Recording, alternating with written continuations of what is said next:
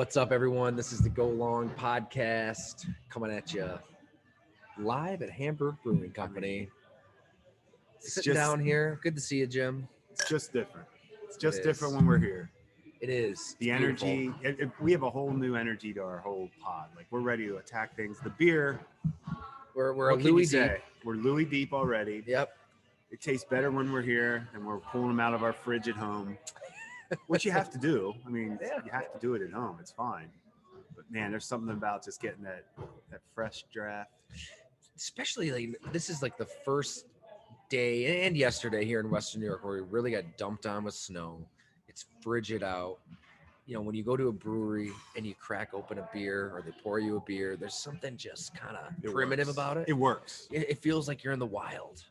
I'm it. just kind of surviving, drinking some beer to get by and get the blood going. On a lunchtime, it's nice and warm. We just had a great sandwich, a great beef on weck at Hamburg. Definitely. And I know we weren't able to I don't feel like I'm roughing it right now. Yeah, I'm kind of roughing. I'm kind of letting the beard go, kind of letting myself go to an extent. You have a lot going on. You got a lot of. That's the writer in you.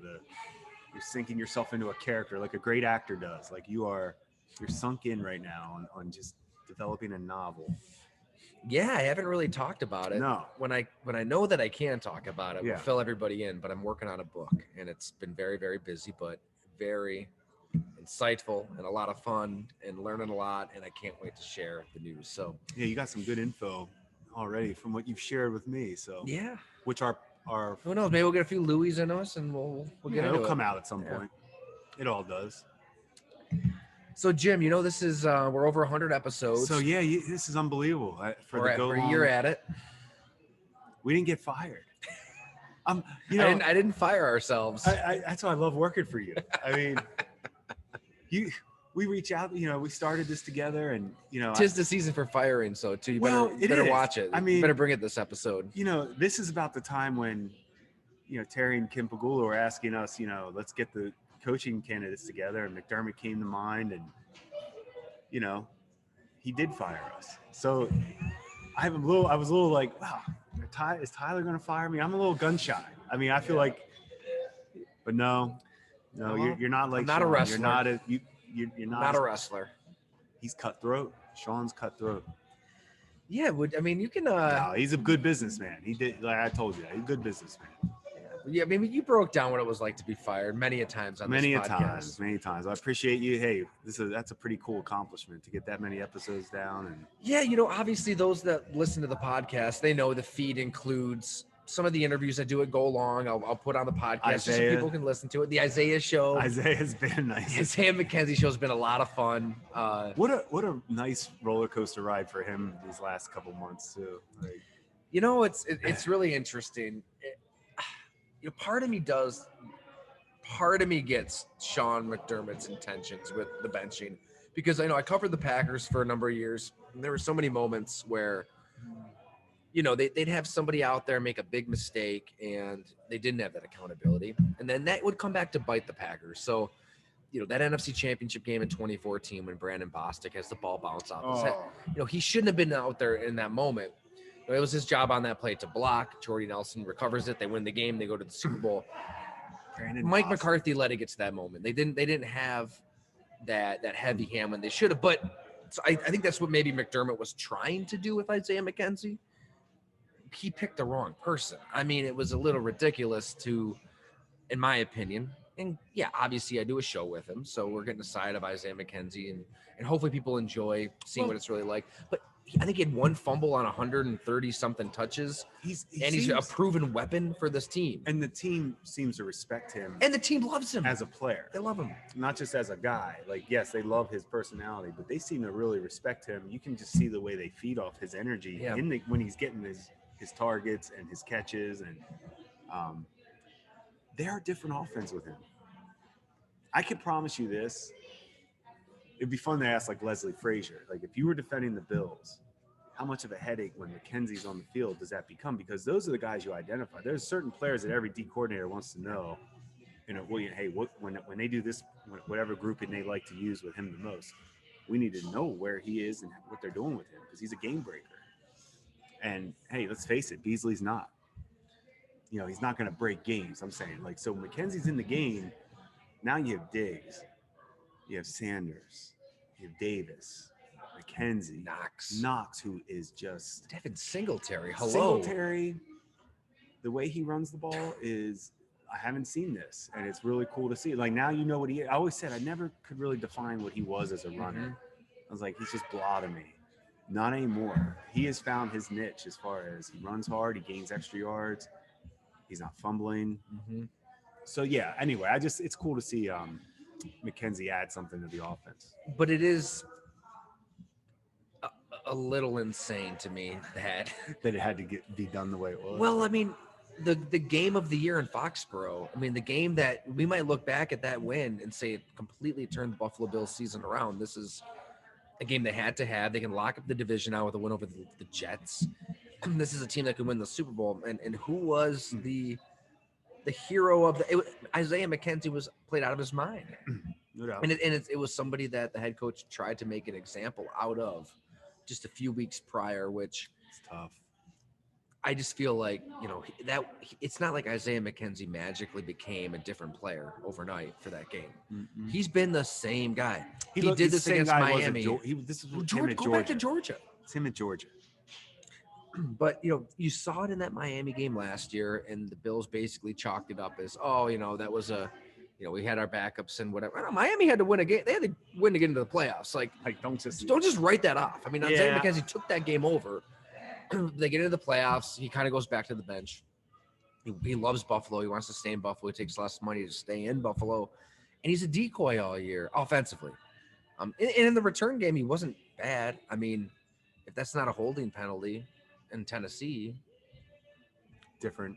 Maybe the narrative changes a little bit. True. But he's a decoy offensively all season. They don't really use him. He's just kind of, jet sweeping around, jet motioning around. Yeah, they do that. And then when they needed him out of necessity because everybody gets COVID, he has the game of his life. And what did you see last week? I mean, it's mostly back to the bench. I mean, Cole Beasley just took his job back. Just like that. We'll see how that pans out. I agree with you. I think Isaiah gives you a dimension. The good thing is it now has become, once the playoffs start, is there's a lot of tape now with how you're going to defend the Bills because that adds another weapon. They know Beasley, McKenzie.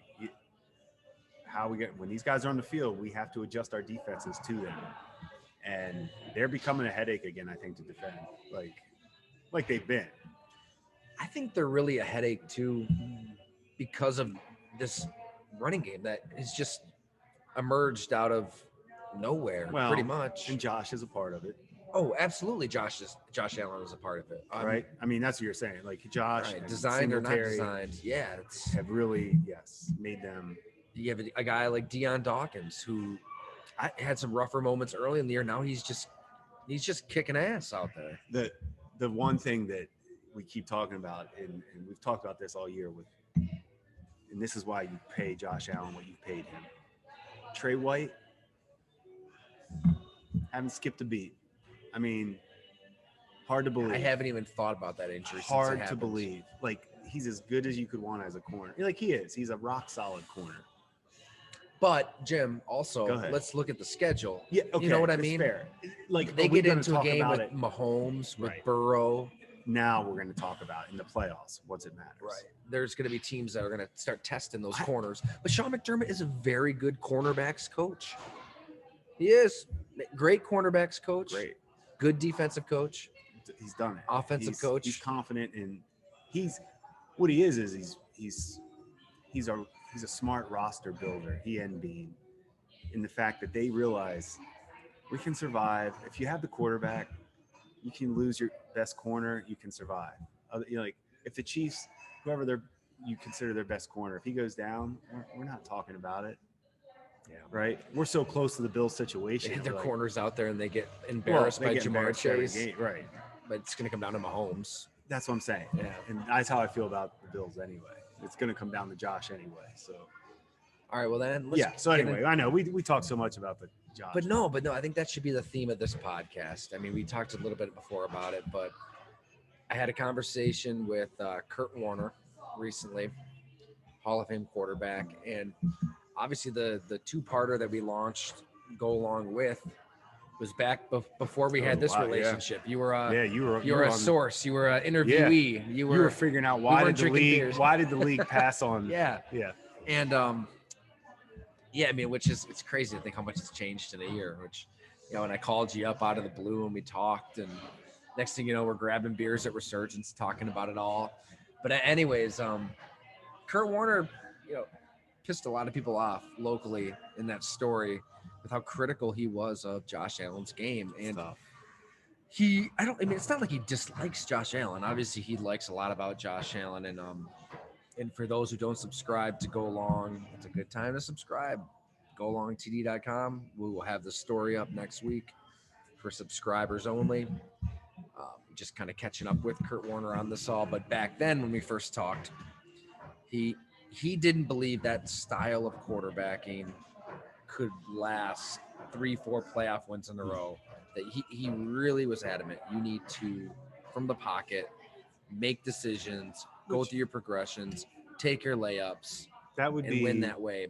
And basically, I posed the question a year later to Kurt Warner: has anything changed? And I will just leave it there as a cliffhanger. I like it. I'm learning in this marketing aspect of the job, Jim. It's hard. Trying to get there. Well, that's what you do when you break stories and you destroy organizations. The Giants are in shambles.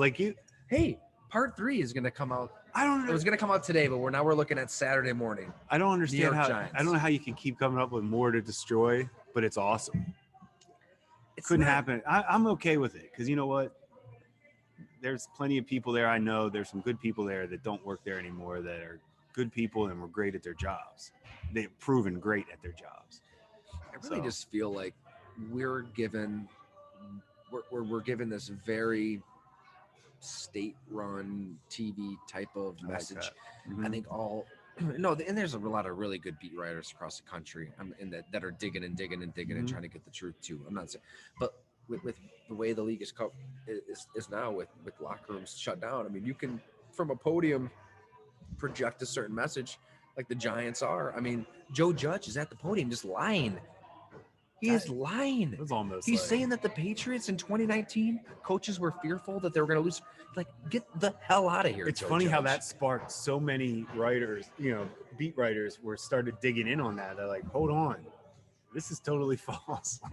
Completely invented. Everything he said was just made up. So the New York Giants want to call everybody that I talk to liars. Okay, your head coach is lying to the world. My favorite the face of your team. How many players are calling him twice a week? First of all, twice a week, yeah. You've talked to more players. Probably, I know players. You know players. These guys aren't calling head coaches saying, "I wish I was there." No. That doesn't happen. Golf clubs aren't in for the lockers. No, that was some really strange. It got strange. Still is because he's still there. Oh my God. Yeah, I didn't want to go down this road. I know. I'm sorry. I didn't mean. I'm just saying. This is what. How do we get here, Jim? You're taking down teams. No, I'm just kidding. Maybe that's how it's perceived. No, Judge and Gettleman are taking down that team, and that's why you wrote the story. Well, I don't know. I think that there's voices to be heard, and they're literally just witnesses to the car wreck, and they're just breaking down what they see. And I think that these Giant fans that are pouring their hard-earned money into the product, and they want answers. They're living paycheck to paycheck and they're buying season tickets. Want answers. They deserve answers, I would right? like to know. They deserve it. I would love to hear from not hear from, but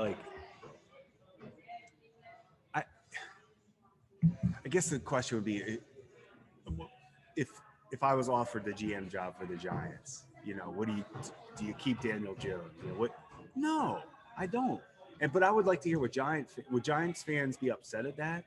I feel like he's had enough chances. I really do. I feel like Judge has had enough chances. We poked a lot of fun at Howie Roseman, justifiably so. They moved on from Carson Wentz pretty quick, and Jalen Hurts looks pretty good right now. They've catered to Hurts. They've catered to Hurts. I'm just saying the idea, coaching, the concept that's of coaching. Moving on. You've got to be willing. No question. And that would be my thing is, look, let's just move on. Don't overthink it. Yeah, if Daniel Jones goes somewhere else and makes it, hey, great job. But it hasn't worked here. It's not going to work here. And that therein lies the problem with the New York Giants. This is an organization. Right, who's the voice? Who's where- saying enough? When they hired Dave Gettleman as GM, it's pretty much understood. If you want this job, probably got to be on board with Eli Manning being the quarterback. Same with Pat Shermer when he becomes head coach. Is that going to be the case in 2021 with Daniel Jones? All right, you want this job? You better be on board. Like, if you're going to fix the shit, you need to be open to somebody with no ties to the organization coming in, assessing the organization and doing something. And maybe when they assess it, they come to the conclusion of, you know what, Daniel Jones, there's something here to work with. Let's not give up on. Let's not give up on it. Mhm. Maybe That's fair. But trust That's that fair. person. Trust that Elliot Wolf. Trust that Glenn Cook. Dan Morgan, somebody who's here. But, there's so many candidates. Jim Monis. I would say right, find Jim a Monis, guy. you're- Find yeah. a guy that. Do you want to take over the Giants? Wait, is Elliot Wolf with the Patriots right now? Yeah. Yeah, then he would have a chance because Joe. I don't know what his relationship is with Judge, but if Judge stays, I would think That's the part of the personnel problem, guy. though, with keeping Judge. Oh, no doubt. It's know going what to be I a mean? Patriot. Then it's like, guy. are you working for Judge? Are you able to independently make your own decisions? How many times we've talked about it every time on this pod? It's owner, pick one. Who's in charge? Head coach or GM? Just pick one, and that guy picks the other guy. If it's GM, he picks the coach. If it's a coach, he picks the GM. You gotta define who has the power. It's incredible And let how him billionaires who are so successful in their industries and businesses and they build empires can just royally screw up NFL franchises. That's the simple again part and again. of the structure. The simple part of the structure is define who has control. Let him pick the next guy, then get your quarterback and go live your life. That's what you do as an owner. I know it. Like we've talked about Hey, it. Sean, you want Bean? Great, thank you. We got Josh Allen, thank you. If I was Terry and Kim, you wouldn't catch me ever in this weather in Buffalo. I'd be down in Florida nonstop. We have our GM, coach, and quarterback. Good luck, guys. Yeah. Can't wait to see you in the playoffs. Exactly. I'm out. Go If I was an owner, go down I'm on the out. yacht. You did it. You structured. It's done. But they got the Sabres too. They got to figure out. That's on them. Which I think there's some good signs there. I don't know anything about hockey, but it may or may not be a little biased. no, and you have But I'm just saying my that's brother. Yeah, no, I know. Yeah. That's what I'm saying. It's they got that worried, so I get it. But I'm saying if you're only worried about your NFL team, it's that simple. You stop it really is that simple as an owner. But anyway, Yeah, no, it really is. but the Giants can't. Right? It's Why can't remarkable. the Giants just those owners? They've been there forever.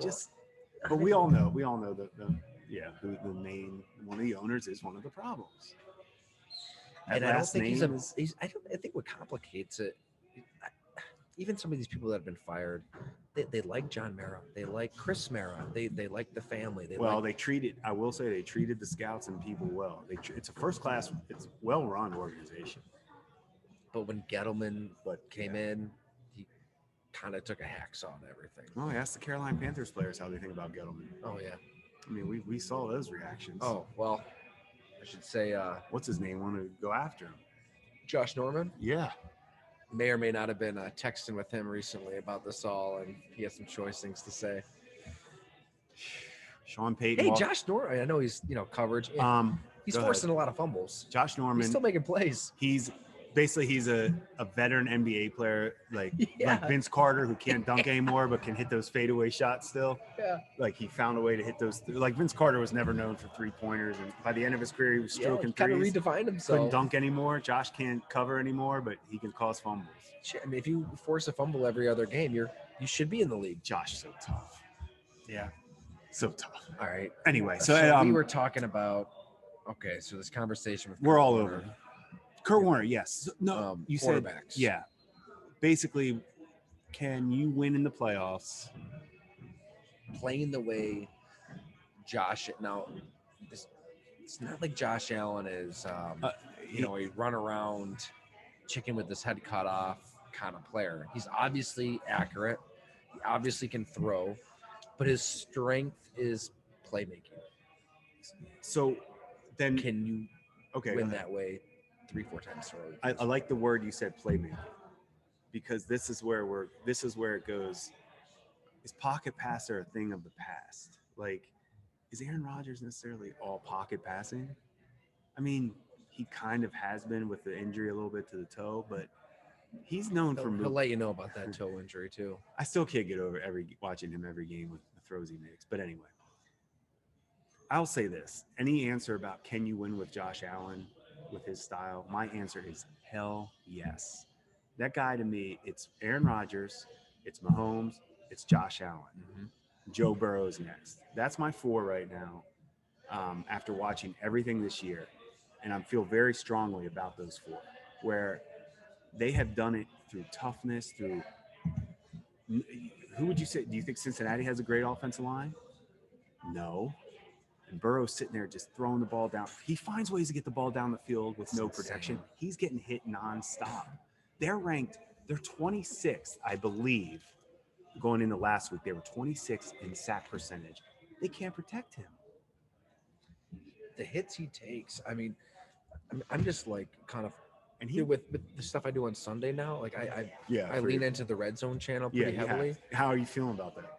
Well, I came around to it. Yeah, it's unbelievable. It's the best. Because you get done at 4:30, you're like, oh, I know everything that happened. I feel like it was the first time I tried coffee as like a sophomore in high school. It's like an acquired taste. It's a good and way. then once you're on it, without cream and sugar, you're addicted. Oh, well, a little cream and sugar. No, it's straight black for the most part. Straight red. Only way to do it. But like just following Joe Burrow and through that lens, I haven't even. It's not like I've seen every snap of this guy.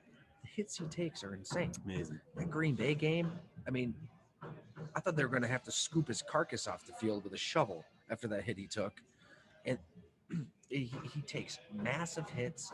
He hurt his pinky and on his throwing hand in the Chargers game later in the year. He hurt his knee against the Chiefs. He has his nameplate ripped off against the Chiefs, and he just gets up again and again and just keeps making big time throws. I'd even put him higher. If I were to do a list, he might be 1 or 2 right now. Right now, how quarterbacks are playing in this moment, he may be the best quarterback in the NFL. Those 4 guys I just mentioned, all 4 of them have that same characteristic. You can't get them off the field. You can't get Rodgers off, Mahomes off, Josh. Josh is playing hurt. Yeah. Aaron plays hurt. Burrow plays hurt. Mahomes will play hurt. He's tough as hell. Yeah. I saw him get destroyed against the Saints before last year, and it didn't. He just bounces back. You can't phase it. Those guys, they are that tough. So I guess my point of the Sean Mannion, probably put Mannion up there.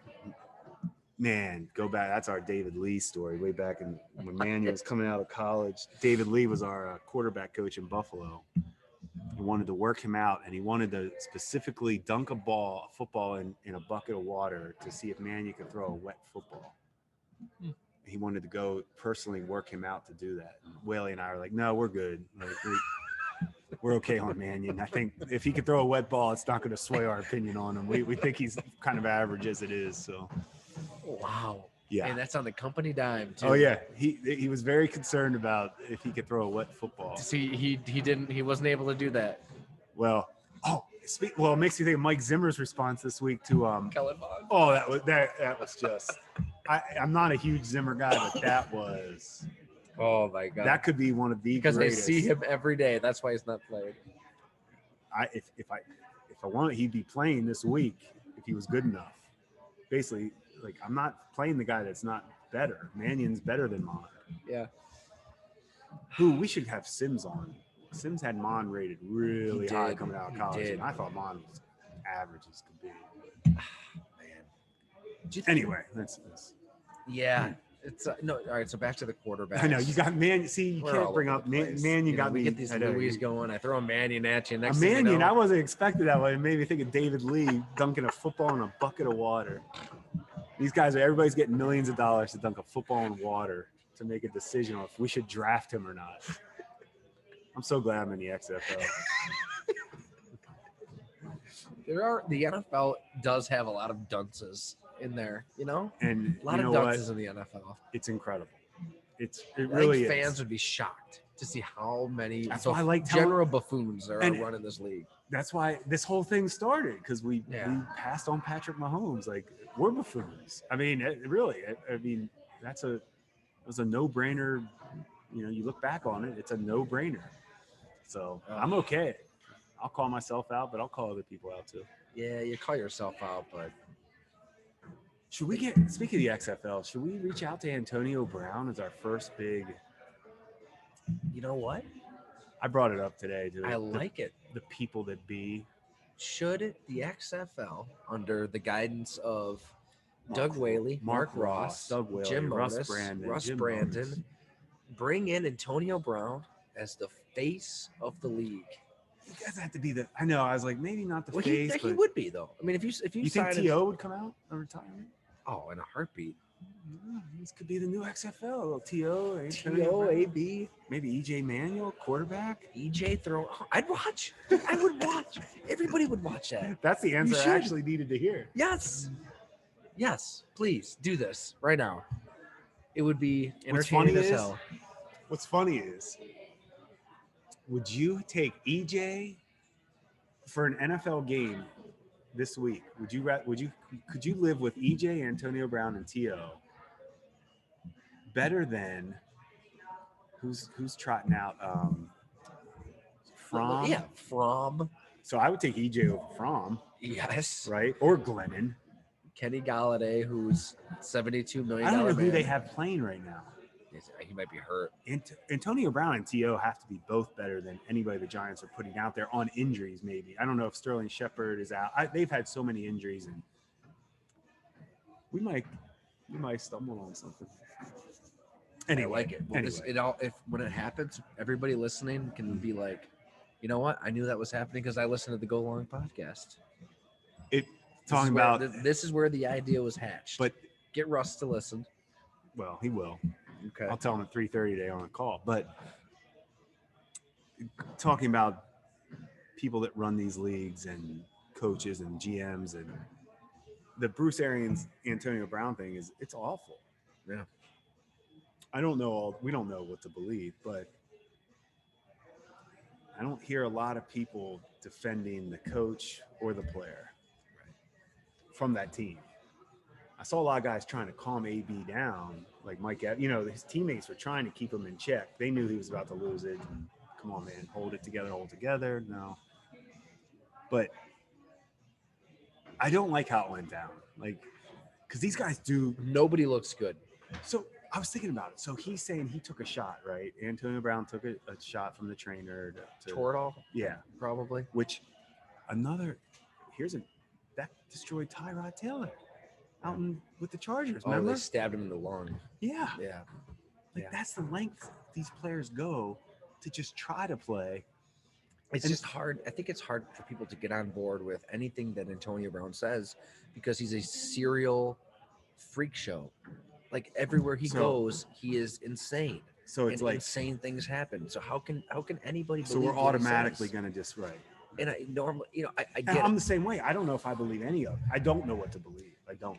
It is very believable. Like, all right, he's hurt. He's going to go back in. Maybe there's some incentive stuff in play. All that. Like, that incentive stuff is real. The incentive stuff is real, as you know. And the other thing that is real is if he was injured and trying to fight through that would have been communicated to the head coach. Mm-hmm. That is a definite. When it comes to injuries, there is constant communication between player, trainer, head coach. Constant. There's no gray area. I didn't know he wasn't. I didn't know he was. No. We know everything about these guys. And Bruce Arians was pretty forceful on that, right? Like that. Arians didn't come across great to me in the way he's handled this either. The whole thing I just don't like. Well, you know what? Obviously, but I'm always pro player. I'm pro player, but Antonio Brown is like a creature unto himself. Like he has a history, to put it mildly. So he is. But I'm not defending Tampa Bay. I mean, I'm not either. You knew what you were getting into. I was gonna say right when you signed this guy. When shit hit the fan with the Raiders, like you knew what you were getting into. It's on the Bucks and it's on Tom Brady because we can all assume Tom Brady's pushing like hell for Antonio Brown to be a Buck. Well, this was inevitable. I don't think it was a matter of if. It was a matter of when. When is he going to rip off his pads and his shirt and pump up the crowd? And by the way, the night before he's hooking up with the OnlyFans model and licked the toilet seat to get. I mean, it's It's insane. But they go way back. It sounds like they go back to 18, right? I thought it said they sparked up in 2018, Well, but yeah, whatever. they're just making a sex video. Very normal, Jim. Well, the crazy part about that part of the story is I've been in these hotels nights before games. Nobody's getting on the players' floor. There's security on every single level right off that elevator. Is that right? Unless you're slipping that security guy a little money. So Antonio Brown slipped the security I'm just guy. saying there's more to that story. Like if she was in the team hotel Yeah. with him, She got somebody- up there somehow. she got up. She didn't do it and just everybody said, "Oh, nice to see you." It was somebody got a nice Christmas gift on that. Maybe the Christmas gift took on other forms. The too. security, hey, security guard, he knows what he's doing. Whatever. Security guard is a happy guy right now, one way or the other. He got a nice payday. Somebody got a nice payday from Antonio Brown on that one.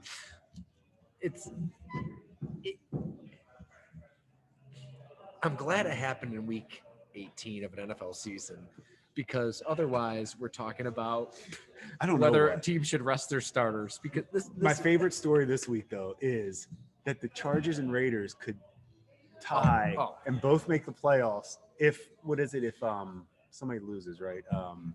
Colts. Yes, if the Jaguars beat If the Jags beat the Colts, then they both get then in, they can. and they could both take knees. So the league office wouldn't let that happen. No, Right?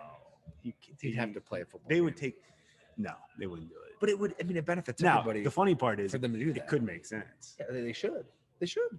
I mean, if you're the coaches, you hit each other up and be like, Colts. Hey, if the Colts lose, man, are you cool with? Yeah, I'm The cool with Colts it. haven't won in Jacksonville since 2014, so I know that Jacksonville's bad. They haven't won in Jacksonville since it could happen. The It could NFL, you can't ever assume anything in the NFL. No. That Jaguar team is, my goodness. So My goodness. So anyway, yeah. you want Antonio Brown to be in the XFL? Give Oh, us- well, it's something that crossed my mind today. who would be the player that you absolutely Well, would covet? That's the for this issue. league. That's the issue with all these leagues. Whenever they start up, is there ever a guy that really is a player gonna make these leagues, or is it the product and the coaches? Yeah. You know, to me, I think it's more about the coaches. Get some really coaches you want to see mic'd up and behind the scenes with. That's where I think these leagues have a chance to make. That's how I want the XFL. I mean, to you're be. probably All getting access. inundated with ideas from people, aren't you? We're ready to be. I told you we're going to be aggressive and all open. We want all access. We want fans to see daily meetings, practice. Oh yeah, coaches have to be. We want coaches who are ready to be on mic all the time, like a real Hard Knocks, but not the fake Hard Knocks. Right. Like the Not real. the sanitized. No, like the real stuff. Like That's amazing. that's the only way. Like that's to me how these leagues make it. I don't think there's one player that's going to make the XFL. It's you're right. I think there's absolutely a lane for exclusivity and Mhm. access, and here's the real sport of football. And people love real football. They want the violence, they want the hitting, they want the blood, the sweat, the guts, they want it all. How much would you love to watch a Friday meeting with the coordinator and the quarterback, a rundown of the first 15 plays? How much would you like to see how that goes down, how they set up the first 15 plays? And hey, do you like this play? What don't you like about it? Do you like this one if we go on this? Hey, it's 2nd and 7. I'm looking at this. Do you like that? That's it. It's really cool, but people don't get to see it. Like there's a lot that goes into that. I think that'd be fun to see, other than just we've seen all the other stuff. Let's see some of the game planning. Well, you don't want the 3 keys to the game, Jim. Limit turnovers. I was just, you got me on the no turnovers. I was thinking pressure Pressure quarterback is a good one. And I would say So it's establish the run. establish run. Establish the run. Establish the run. See, end it there. Done. That's it. That's all I want on the XFL. And that's every college bowl game when you see keys to victory today. Establish run, turnovers, playoff football. Establish run. In all seriousness, though, I mean, you're onto something right now. Well, we got to because be different. XFL, I'm saying we got to be different to make this thing fun to watch. Like, so you're not. It's not like you guys are in cahoots with the NFL, we're not going to be in cahoots with the NFL. I don't which think. is good. And I Keep that shouldn't- independence. Yeah, it will be. But but we would like to incorporate, if we can, with the NFL, if they want us to try to use new technology or try different rules, or Well, if the NFL was smart, they would look at you guys not as a threat, but as there's a lot of great football players that don't have a place to play. I brought up first to second quarter, any touchdown you score, you have to go for 2. I like it. Well, because it changed the whole game, Mm-hmm. right, for everybody. But the counter to that is we might just use what the XFL had 2 years ago, where you can either go for 1 from the 3-yard line, 2 points from like the 5, or 3 points from the 10, which is fine too. No kicking, extra points. But anyway, it's stuff like that we have to keep. Eliminate all the kickers.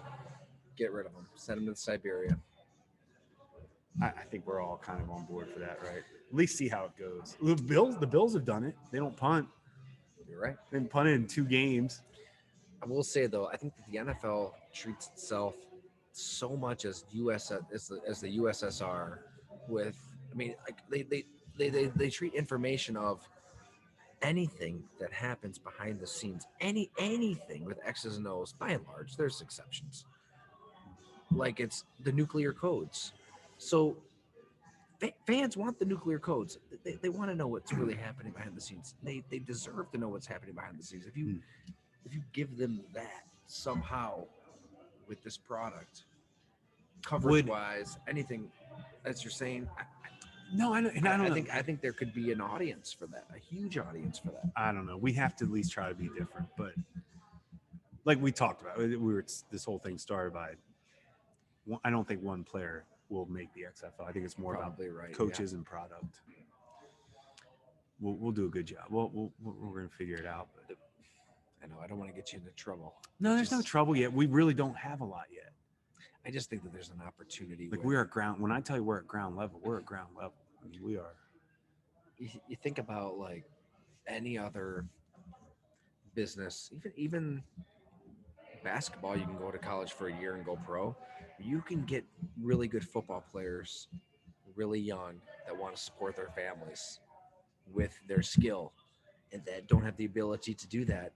They've got to wait a year, 2, 3 years before they can do it. Would you tune in to see a 5-star receiver that didn't go to college, that's getting his education in the XFL and making money for his family? Would you? Does that bother you? Like, say there's a great receiver. Let's just go with Louisiana, because LSU puts out how many receivers every year.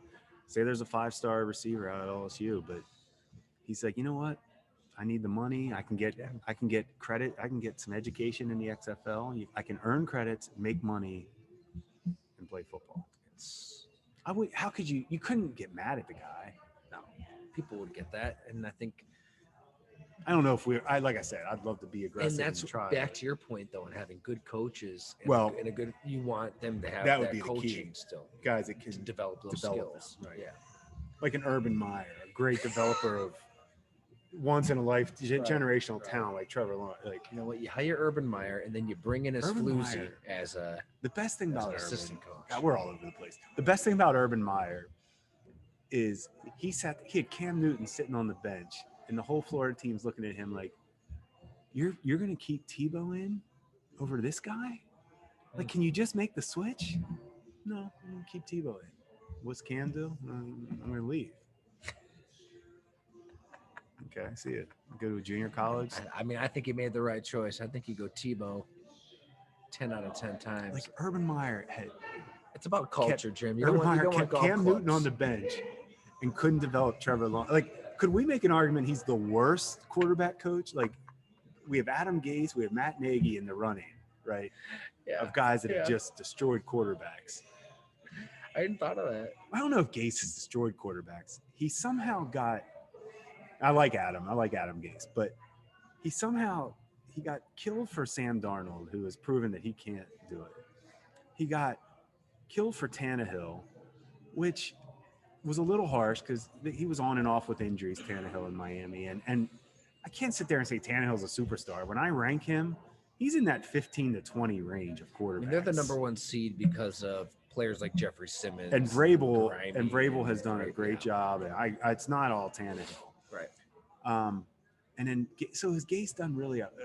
Has he been that bad of a quarterback coach, or has he coached bad quarterbacks? Right. Anyway, we're everywhere right now. But.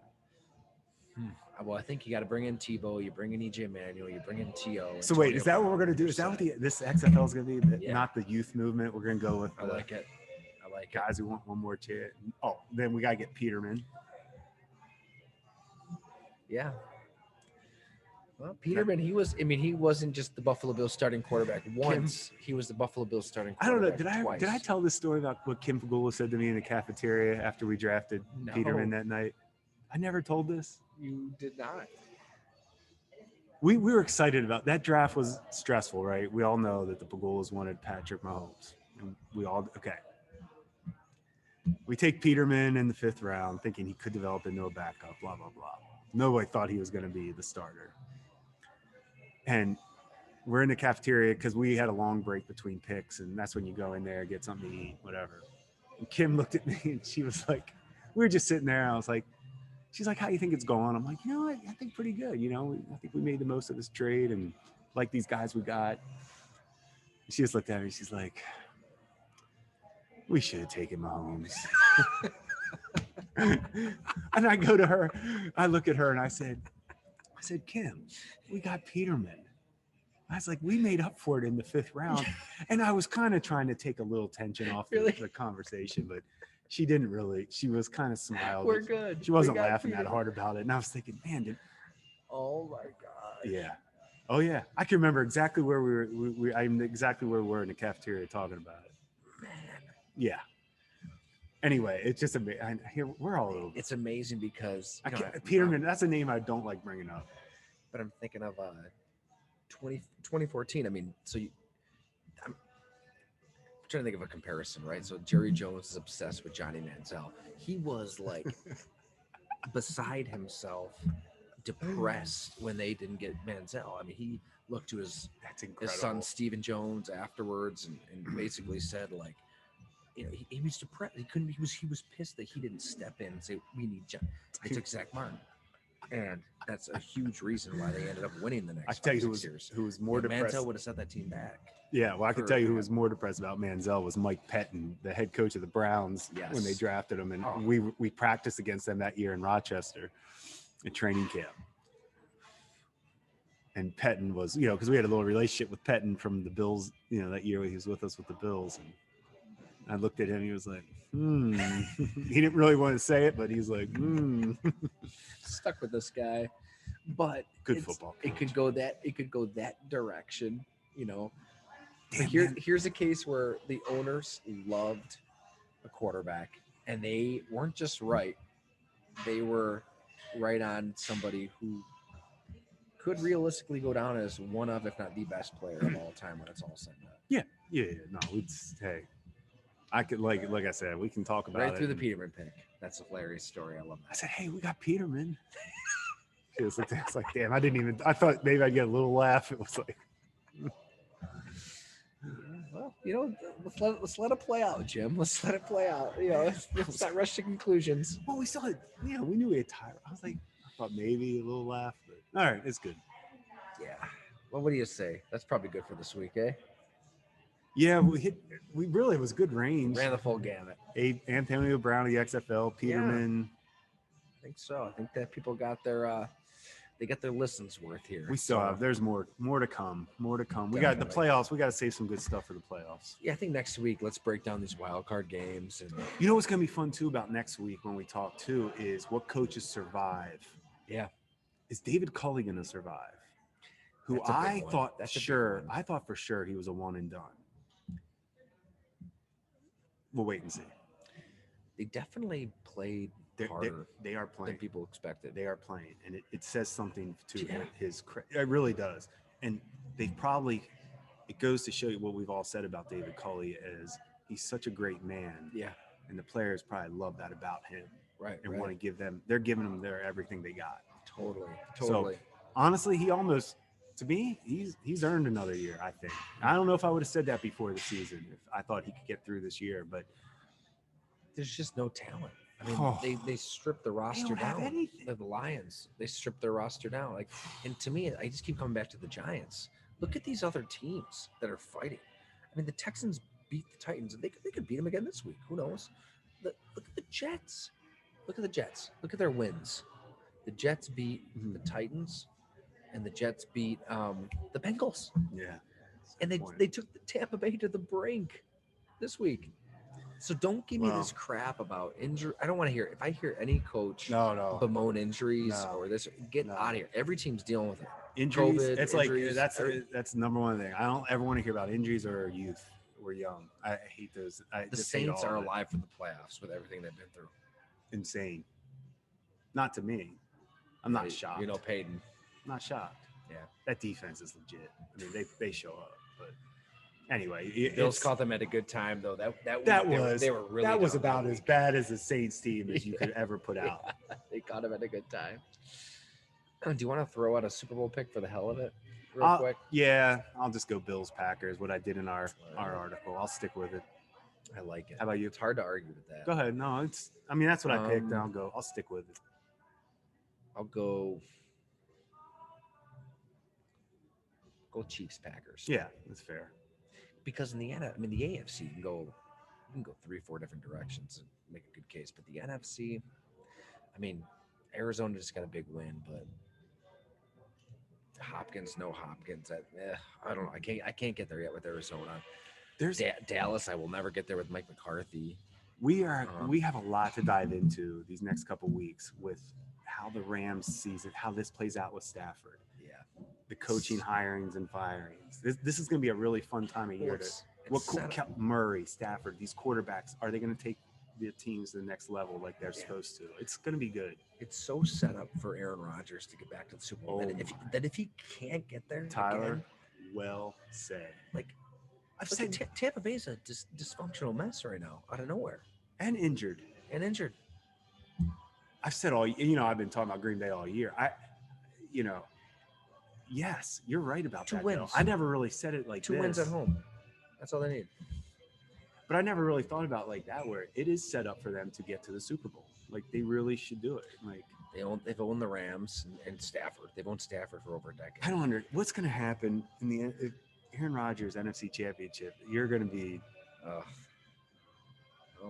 I can't wait. Anyway, we got a good couple weeks coming up. Caleb Haney will come on out to be a relief pitcher of sorts in that game. Closing out. All right, well, that's good. That was good. We got some good stuff coming. GoLongTD.com, Apple, Spotify. Rate us, review us. Let us know what you think about the podcast. We appreciate everybody listening, watching. I have a feeling the only clip I'm going to see is we took Peterman, and I'm okay with it. Anyway, thanks for listening. We should just extract those 5 seconds and throw it out there on don't Twitter. Let Kim. Right. Kim will be like, "Yeah, I do remember that. Thanks."